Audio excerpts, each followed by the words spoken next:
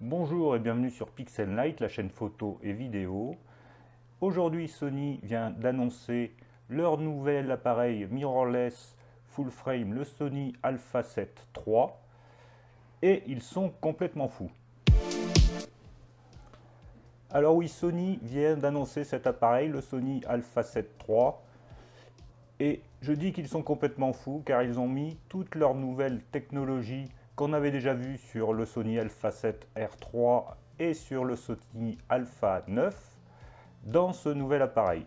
Alors toutes, pas tout à fait, puisque le Sony Alpha 7R3 est l'appareil haute résolution avec son capteur 42 millions de pixels qui lui est réservé, et le Sony Alpha 9 est un appareil qui est spécialisé dans la photo d'action et dans la photo de sport et qui a des capacités de rafale qui sont spécifiques. Mais pour le reste, dans le Sony Alpha 7 III, on va avoir l'ensemble des capacités technologiques que Sony peut donner. Et pourquoi c'est fou? Parce que cet appareil est à un prix bien inférieur aux deux autres. Il se situe aujourd'hui à 2000 €. 2000 €, ça peut paraître cher, mais c'est à peine le prix de deux iPhone X. Alors qu'est-ce qu'on a pour 2000 € dans cet appareil Alpha 7 III? On a un tout nouveau capteur rétroéclairé 24 millions de pixels. On a des ISO qui vont de 100 jusqu'à 51200. On a l'autofocus qui est tout à fait copie conforme de celui qu'on peut avoir sur la 9 et qui est vraiment le top de l'autofocus en mirrorless. On a pour 2000 € une rafale qui va jusqu'à 10 images par seconde.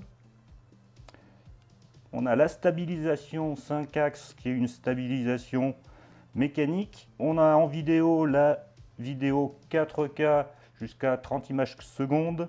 Et sur la totalité du capteur, c'est-à-dire qu'on n'a pas un facteur de crop sur cette vidéo 4K. Et on a les nouvelles batteries qui permettent d'avoir une grande autonomie sur cet appareil, alors que l'Alpha 7 II avait une autonomie qui laissait à désirer. Et puis on a le boîtier, le nouveau boîtier des Sony Alpha 7, qui est beaucoup plus ergonomique et beaucoup plus agréable à utiliser. En plus de ça, on a aussi un joystick qui permet de contrôler le point sur lequel on veut faire la mise au point. On a un double slot pour les cartes SD pour avoir un backup de ces images ou de ces vidéos.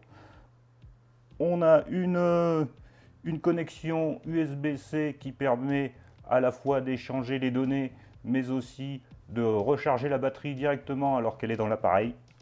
Voilà. Alors on ne peut pas avoir grand chose de plus aujourd'hui pour 2000 € dans un appareil haut de gamme. C'est pour ça que je dis qu'ils sont fous chez Sony, parce qu'ils nous donnent vraiment le maximum de ce qu'on peut espérer dans un appareil pour 2000 €, même pas le prix de deux iPhone X.